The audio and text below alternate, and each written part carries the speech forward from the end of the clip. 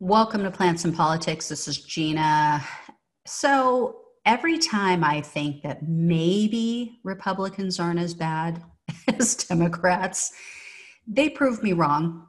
They prove that they can, in fact, not be as bad, but far worse than Democrats. So here's what I'm talking about today. Republican Jim Banks of Indiana has proposed a bill that would prevent protesters from receiving unemployment benefits. No, this is not a joke. I am not joking. Banks introduced a bill on Friday called the Successful Peaceful Protest Act. And this bill would not only deem protesters ineligible to receive federal unemployment money for attending protests, but it would also make it a requirement that convicted protesters have to pay restitution to law enforcement agencies involved in the protests in which they took part. Again, I'm not joking. The amount that the protester would owe would also be left up to the courts to decide, according to this fascist bill. So Banks defended his dictatorial bill with the following statement in a press release. He said, quote, "Antifa thugs are descending on suffering communities, disrupting peaceful protests, and leaving violence, looting, and vandalism in their wake. They turn Milwaukee, Seattle, and Portland into war zones, and now they're moving to the chaos to Kenosha, Wisconsin. Who knows which community is next? Due to enhanced federal benefits, taxpayers are giving wages to jobless rioters that are destroying our communities. We need to cut them off from their funding and make them feel the full financial consequences of their actions." Okay, there's a few things that are factually incorrect. Number one, taxpayers are not giving these wages to the jobless rioters, as he puts it. Typical unemployment funds, standard unemployment funds, come from your employer. They are paid by your employer. So yes, I understand these enhanced federal benefits are coming from FEMA funds. But number one, there has been zero evidence to support the idea that Antifa is the problem. Trump's own administration and FBI had to admit that Antifa was not the real threat. In fact, The Intercept reported in July that based on leaked internal documents, this was like a huge document dump called the Blue Leaks. There were hackers that hacked into tons of police department records across the country. They gathered documents and made this huge dump. Well, Germany shut it down. Our friends in Germany helped to shut the site down. But before they did, The Intercept got a copy of it. So what they found based on these leaked internal documents from the police departments themselves was that right-wing extremist groups, such as the Boogaloo Group, posed the real threat. And again, that's the most ridiculous name ever. It's only, I don't know, I can't decide whether Boogaloo or Proud Boys is more asinine and laughable. I'll have to give it more thought. In any case, the leaked documents showed that law enforcement knew that this was true. They knew that Antifa was not the threat and that right-wing extremist groups were, but they still tried to paint Antifa as the boogeyman. And then on top of that, they completely ignored the right-wing instigators who are using and have been using events to incite a civil war while targeting the police, because this Boogaloo Group, they're right-wingers, they're extremists. They're not a fan of BLM. They're very much, for the most part, racist, bigots, but they also don't like the cops. So The Intercept reported that Michael German, a former, and this is a quote, Michael German, a former FBI agent specializing in domestic terrorism, said the materials were rife with examples of law enforcement intelligence being politicized in ways that endangered both protesters and police alike. In fact, he told The Intercept, quote, "Here we're seeing where this politicization of counterterrorism is being reflected in intelligence documents that are going out and are intended to inform state and local law enforcement on the ground.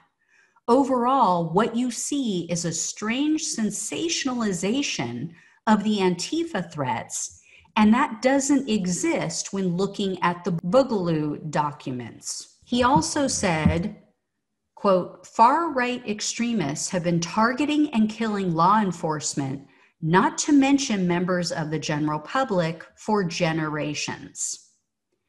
So The Intercept went on to say that German argued that the impulse to paint both sides of the political spectrum with the same brush, despite the fact that only the far right is actively killing people, is among the most dangerous features of modern American law enforcement.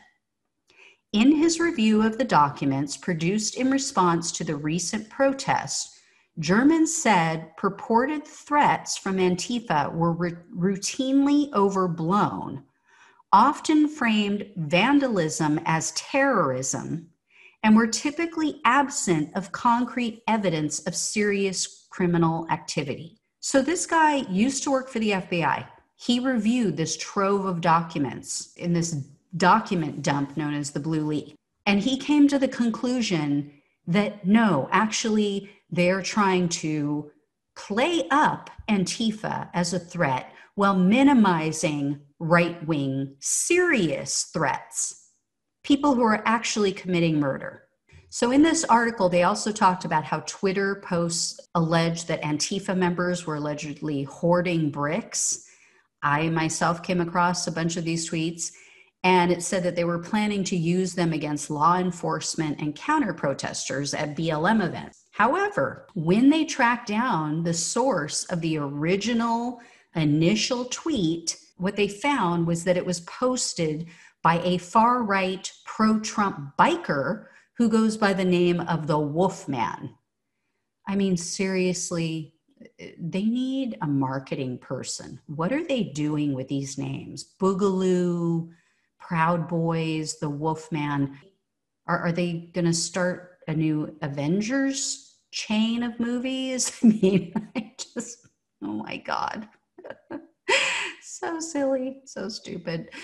All right, so The Intercept also reported that leaked documents showed that Trump's own DHS analysts issued an intelligence report, quote, detailing how a white supremacist channel on Telegram, which is an encrypted messaging service, was encouraging followers to capitalize on the unrest by targeting the police with Molotov cocktails and firearms. So for anyone listening on the podcast, head over to Plants and Politics YouTube channel to see the screenshot I'm sharing right now. It's the first page of this document that was leaked. The far-right extremist group told their followers that, quote, the use of firearms greatly influences the scale and intensity of these events. They also advised their followers to break police lines with, quote, cocktails, chainsaws, and firearms. And they went on to say, quote, when the laws no longer benefit you, break them for personal gain. If you don't feel like buying something, steal it. If you don't feel like driving slow, drive fast. Okay, well, that one I agree with. If you don't like someone, if you don't like someone, hurt them. We ought to revel in the destruction of the police state. It is just as necessary to break down the police state and the system of control as it is to spread racial hatred. I mean, this is beyond disturbing. The fact that there are groups out there like this is the stuff that they are pushing to their followers. These are the ideals and messages that they're putting out there to incite violence, not only against protesters, but against the police. But even more disturbing is the fact that Republicans like Jim Banks are completely ignoring this very real threat. This threat comes from violent extremists on their side of the political spectrum. People who, as was said, have already committed murder. But yet, Republicans want to stop BLM protesters. So they also, as this guy has shown, they don't believe in freedom of speech. And they don't believe in the Constitution, at least not for anyone on the left.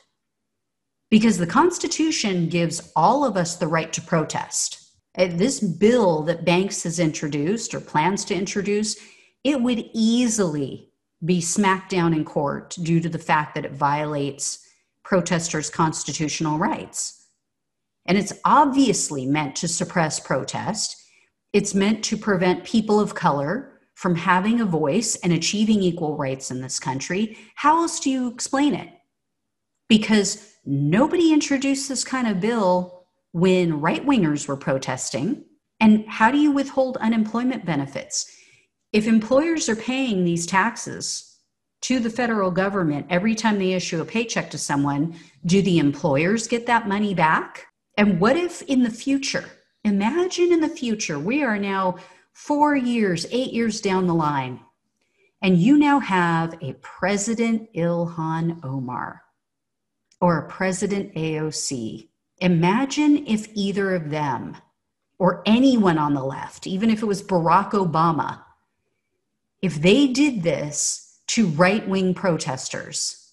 What if the protesters who went to the state capitol in Michigan with guns, with dummies hanging from nooses, basically inciting violence against the governor there? They got in the faces of police officers and were screaming at them. First of all, if they were people of color, they'd be dead right now. But imagine if President Ilhan Omar said those people should have their unemployment benefits withheld.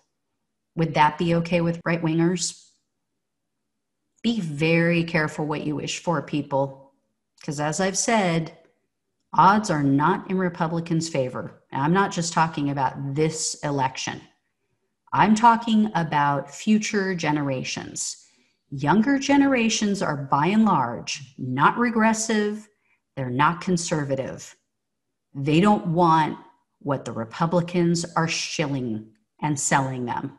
You may win this battle, but you will definitely 100% guaranteed lose the war long term. As always, guys, like, share, subscribe. I will talk to you soon. Take care.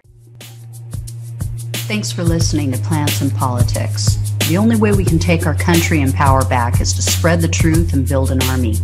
So remember to like, follow, subscribe, and share on Facebook, YouTube, and wherever you listen to your podcasts. Thanks again.